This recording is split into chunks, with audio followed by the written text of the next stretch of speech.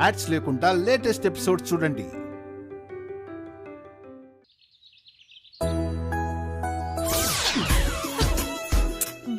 వదలండి. నేను వదలను, నువ్వే విడిపించుకో. అబ్బా వదలండి. వదలని చెప్పాను కదా. అయ్యో ప్లీజ్ అండి. ప్లీజ్ అన్నావు కాబట్టి వదిలేస్తున్నాను, లేదంటే కౌగిలిలో బందీగా ఉంచేసేవాడిని. అవును, ఎందుకంత సంతోషం? మనకు చెడు చెయ్యాలని చూసేవాళ్ల వల్ల కూడా అప్పుడప్పుడు మంచి జరుగుతుందని అంటారు. అందుకు నిదర్శనం ఈరోజు వదిన చేసిన పనే. నా శ్రీమతి గారికి దేశంలో ఎక్కడా కూడా పెళ్లికొడుకు దొరకకుండా చేసేసింది. పెళ్లి విషయంలో మనం ఏ ప్రెజర్ అయితే కొన్ని రోజులుగా అనుభవిస్తున్నామో ఇప్పుడు ఆ ఎమర్జెన్సీ సిచ్యువేషన్ హోల్డ్ అయింది. ఇక మనం హ్యాపీగా ఉండొచ్చు. నా భార్యకు ఏ సంబంధము సెట్ కాదు, పెళ్లి కుదరదు అని సంతోషపడే భర్త లోకంలో నాకు తప్ప మరో ఆడదానికి ఉండరేమో. మంచి మనసున్నవాడు ప్రేమించి పెళ్లి చేసుకున్నందుకు నాది అదృష్టం అనుకోవాలా?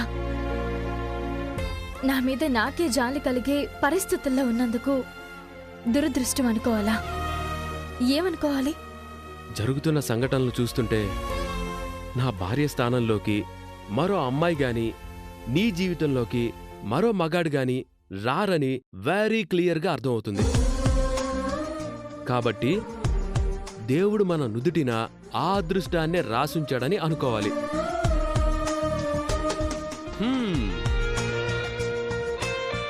నాకు మాత్రం చాలా రోజుల తర్వాత మనసు మీద ఎలాంటి భారం లేకుండా రిలీఫ్గా ఉంది. నాకు మాత్రం టెన్షన్గానే ఉంది. నా పెళ్లి చెయ్యాలని నిహారిక ఏదొక ప్లాన్తోనే వస్తుందని అనిపిస్తుంది.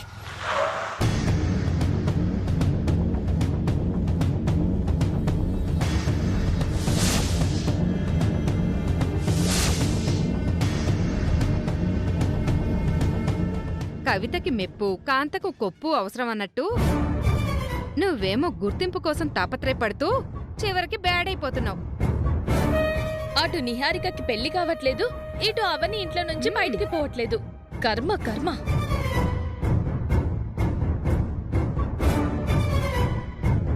అదిగో నిహారిక వచ్చేసింది.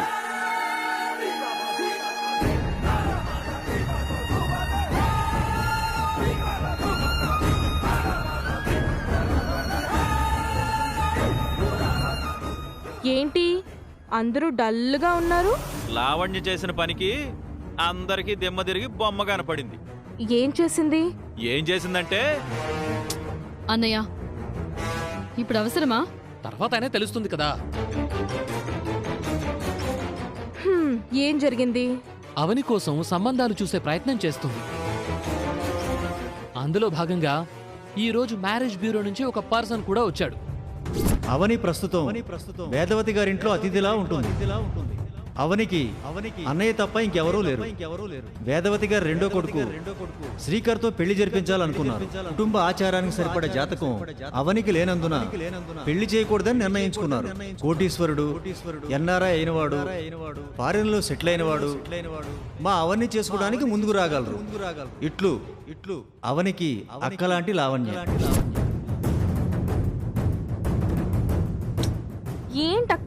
ఏంటక్క నువ్వు చేసిన పని? తానొకటి తలిస్తే దైవం ఒకటి తలిచింది అన్నట్టు నేను ఏదో అనుకుంటే ఇంకేదో జరిగిపోయింది. సారీ నిహారిక. ఉన్న వాళ్లలో నీకే కాస్త బుర్రుంది అని అనుకున్నాను. ఇలా చేస్తావని నేను అనుకోలేదు. అంటే మాకు బుర్రలేదా? బుర్రుంది కాని బావా, అందులో గుజ్జు లేదు అంటోంది. This is too much. అబ్బా ఆపండి మీ గోలా. నువ్విలాంటి పనులు చేసావు అంటే నా ప్లాన్స్ అన్ని చెడిపోతాయక్కా. ఇంకా అవనికి పెళ్లి కాదు, శ్రీకర్ మావయ్యనే అంటి పెట్టుకొని ఉంటుంది. నువ్విక ఆశలు వదులుకోవడం మంచిది నిహారిక. పరిస్థితులు చూస్తుంటే అలాగే అనిపిస్తుంది. ప్రాణం పోగొట్టుకుంటాను గాని శ్రీకర్ని వదులుకోను. అవనికి శ్రీకర్ని కలలో కూడా దక్కనివ్వను. మరి అవని పెళ్లి సంబంధం సంగతి ఏం చేద్దాం? చెప్తా. అత్తయ్య, మావయ్య, ఒకసారి బయటికి వస్తారా? ఎందుకు పిలుస్తున్నావు? ఏం చేయబోతున్నావు? Wait and see.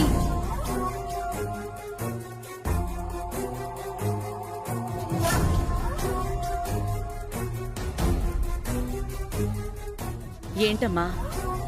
అవని సంబంధాల విషయంలో లావణ్యక్క చేసిందంతా తెలిసింది.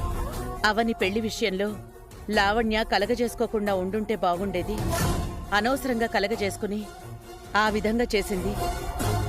అవని ఫ్యూచర్కి ఇబ్బంది కలగకుండా చూసుకోవాల్సిన బాధ్యత మనందరి మీద ఉంది. నా ఫ్యూచర్ గురించి నువ్వేం ఆలోచించుకు నిహారిక. దేవుడు నాకు మంచి లైఫే ఇస్తాడు. గాల్లో దీపం పెట్టి దేవుడా నీదే భారమని అంటే ఎలా అవని? That's not good for your life.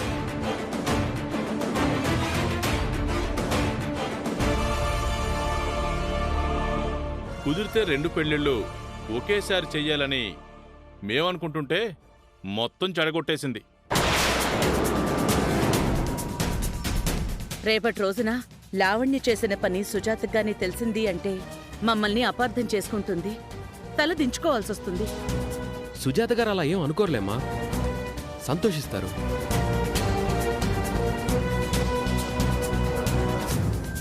సంబంధాలు రాకుండా అయిపోయినందుకు సంతోషిస్తారా? ఏం మాట్లాడుతున్నారా? సంతోషించడం అంటే ఐ మీన్ ఏం జరిగినా అవని మంచికేలే అని అనుకుంటుందని నేను అంటున్నాను. అబ్బే, సెట్ కాలేదు. ఇదేదో కవరింగ్లా ఉంది. నిజమే బావా. అవనికి సంబంధం చూడ్డానికి ఎంత కష్టపడాల్సొస్తుందో ఏంటో. ఆంటీ, నా గురించి మీరేం దిగులు పడకండి. ఎలా జరగాలనుంటే అలా జరుగుతుంది. అత్తయ్య గారు, అవని అంటే మీకు చాలా ఇష్టమని నాకు తెలుసు. అవని పెళ్లి తొందరగా చెయ్యాలని మీరు ఎంత తాపత్రయపడుతున్నారో కూడా నాకు తెలుసు. అవని పెళ్లికి లేట్ అయిపోతుందని కానీ, అవని పెళ్లి జరగదు అని కానీ మీరేం టెన్షన్ పెట్టుకోకండి. ఈ ఇంటికి కాబోయే చిన్న కోడలనైన నేను అవని పెళ్లి బాధ్యతని తీసుకుంటాను.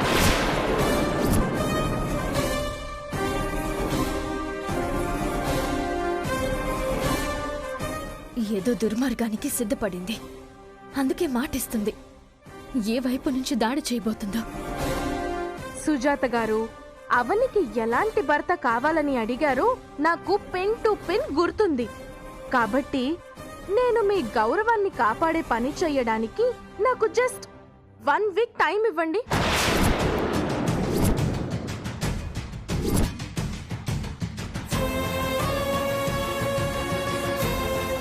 బుద్ధుళ్లాంటి బుద్ధిమంతుణ్ణి, రాముడు లాంటి గుణవంతుణ్ణి, డబ్బున్నవాణ్ణి, ఎన్ఆర్ఐ క్యాండిడేట్ని వెతికి పట్టుకుంటాను. మీ ముందు తెచ్చి నిలబెడతాను. అవని పెళ్లి జరిపిస్తాను.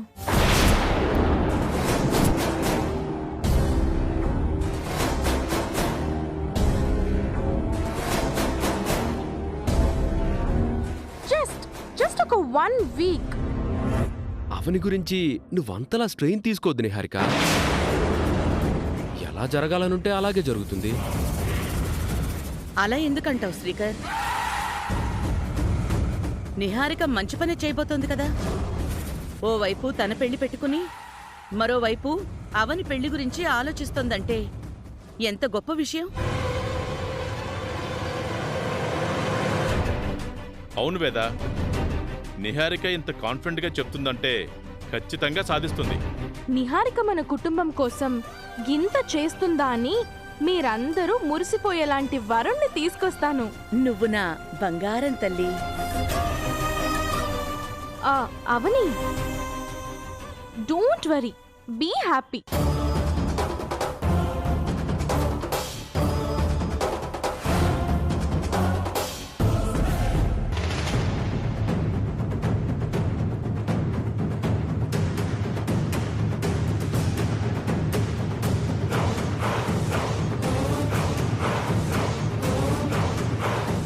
మీరేం టెన్షన్ పెట్టుకోకండి అత్తయ్య. సరేనమ్మా.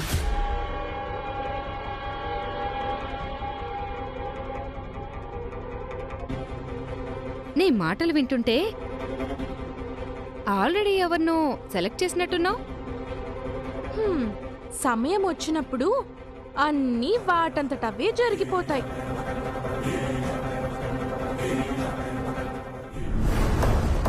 కొన్ని రోజులు ఎలాంటి టెన్షన్ ఉండదని ఇందాకే అనుకున్నాం.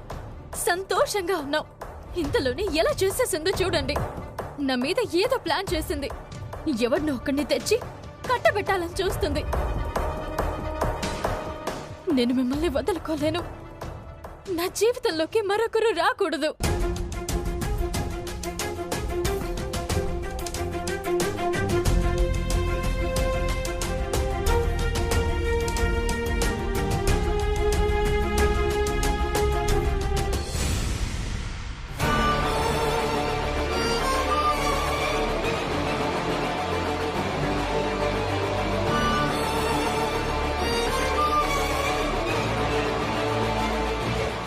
నీలాంటి అందమైన అద్భుతాలు ఈ నేల మీద చాలా అరుదుగా ఉంటాయని,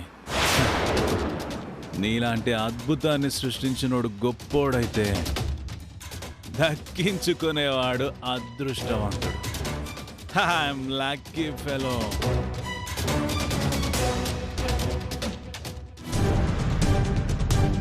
అవనే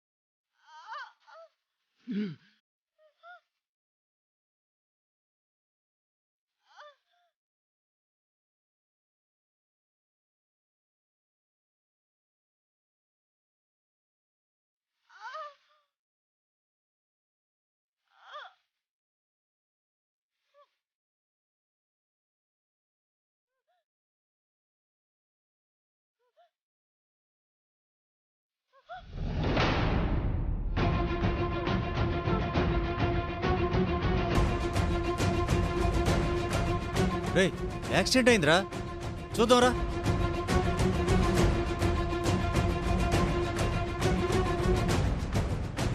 ఈ మనిషి చచ్చేలా ఉంది. ఎక్కువసేపు ఉంటే నాకు రిస్క్.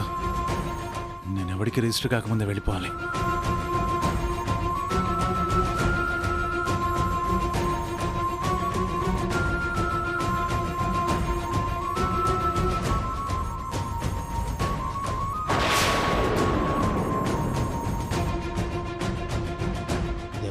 చనిపోయిందా? ఏమో. ఎవరైనా అంబులెన్స్ కి ఫోన్ చేయండి.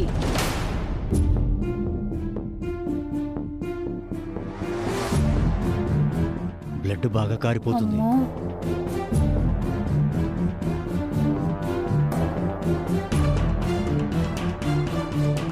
అక్కడ ఏం జరిగింది? జనం ఎందుకు గుంపుగా ఉన్నారు?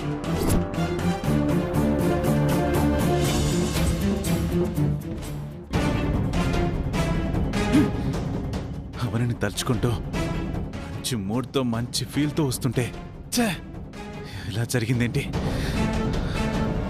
Very bad day. దొరికిపోను కదా. ఏమైందండి?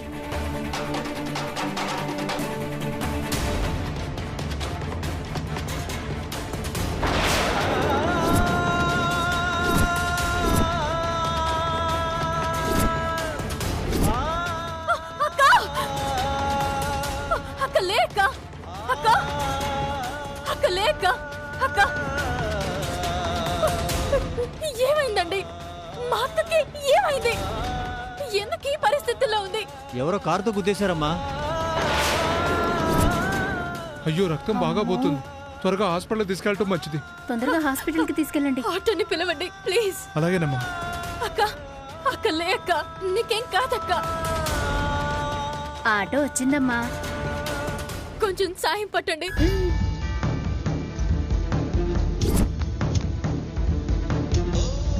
అన్నా, కొంచెం తొందరగా పోనివ్వండి. అలాగేనమ్మా. అక్క, అక్క లే అక్క. నిన్ను ఇలాంటి పరిస్థితుల్లో వదిలి వెళ్ళినా ఆ రోగి ఎవడో తెలిస్తే మాత్రం నిన్ను వదిలిపెట్టను.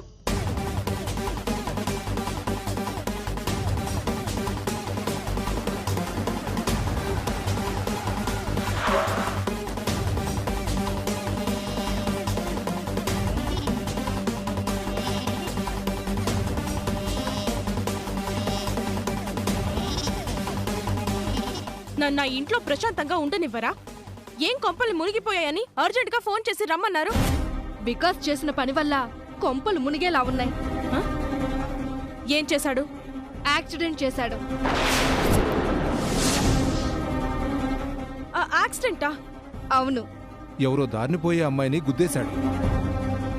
అక్కడ చూసిన వాళ్ళు గుర్తుపట్టిన సీసీ కెమెరాస్ ఉన్నా గానీ వికాస్ దొరికిపోతాడు. ఏ క్షణానైనా మన ఇంటికి పోలీసులు వస్తారు. మీరు టెన్షన్ పడుతూ నన్ను మరీ టెన్షన్ పెట్టకండి. జనాలు గ్యాదర్ అయ్యే టైంకి నేను వచ్చేసాను కదా. సీసీ కెమెరాల సంగతి అయితే నేను గమనించలేదు. యాక్సిడెంట్ ఏ ఏరియాలో జరిగింది? మణికొండ దగ్గరున్న సుందర్ నగర్ కాలనీ. ఆ ఏరియానా? ఆవిడ బతికుందా చనిపోయిందా? తెలీదు నిహారిక. నిన్ను చూసిందా? చూసినట్టే అనిపించింది. నేను ఆ కంగారులో బాగా నోటీస్ చేయలేదు. మనిషి ఏజ్ ఎంత ఉంటుంది? చూడడానికి ఎలా ఉంటుంది? 30-35 దాకా ఉంటాయి. మనిషి మిడిల్ క్లాస్ లేడీయే. ఆ ఏరియాలో అవని ఫ్రెండ్ సుజాత ఉంది. యాక్సిడెంట్ జరిగిన చోట ఆ సుజాత పొరపాటున నిన్ను చూసుంటుంటే నిన్ను గుర్తు పెట్టుకుంటుంది. ఏదో రోజున ఎదురు పడ్డావు అంటే నీ గురించి బయట పెట్టేస్తుంది. అవును నిహారిక. ఎందుకంటే సుజాత అవనికి బాగా కావాల్సిన ఆవిడ. వికాస్ని చూసుంటే అవనితో సంబంధం మాట్లాడేటప్పుడు తను ఖచ్చితంగా అడ్డుపడుతుంది. అలా అనద్దక్క. ఏం జరిగినా సరే నాకు అవని కావాలంతే. యాక్సిడెంట్ గురైన అమ్మాయి మీ దురదృష్టం కొద్ది చనిపోయిందో అవని కాదు, నీకు చర్లపల్లి జైలే దిక్కవుతుంది. విషయం అంతవరకు వెళ్లకుండా నీ ఇన్ఫ్లుయెన్స్ ఉపయోగించి పోలీసులకి డబ్బులిచ్చి మేనేజ్ చేయి బావా. న్యూస్ పోలీసుల వరకు వెళ్ళినప్పుడు చూసుకుందాం వికాస్. ముందే మనమెందుకు తొందరపడ్డాం? నీ పెళ్లితో నా పెళ్లిని లింక్ పెట్టి నాకు టార్చర్ చూపిస్తున్నావు. నిన్ను కుదురుగా ఉండమని చెప్పాను కదా. 4 రోజులు నువ్వు బయటికి వెళ్ళకపోతే వచ్చే నష్టమేముంది? దయచేసి ఇంట్లోనే ఉండు బాబు, నీకు దండం పెడతాను. సరే, ఇంట్లోనే ఉంటాను గాని నువ్వు మాత్రం అవనితో నా పెళ్లి గురించి సీరియస్గా ఆలోచించు.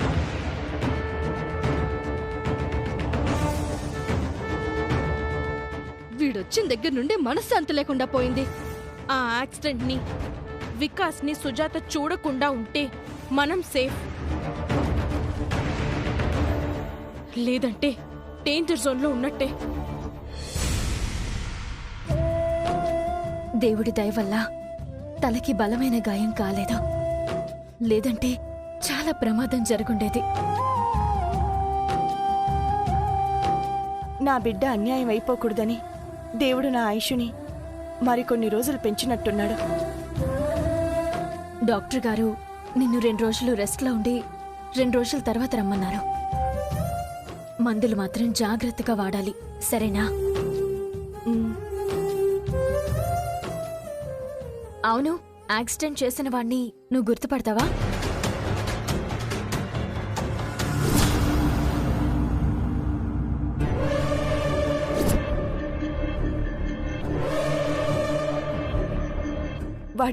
వాడు డ్రైవింగ్లో మందు తాగుతూ ఉండడం నాకు కనిపించింది.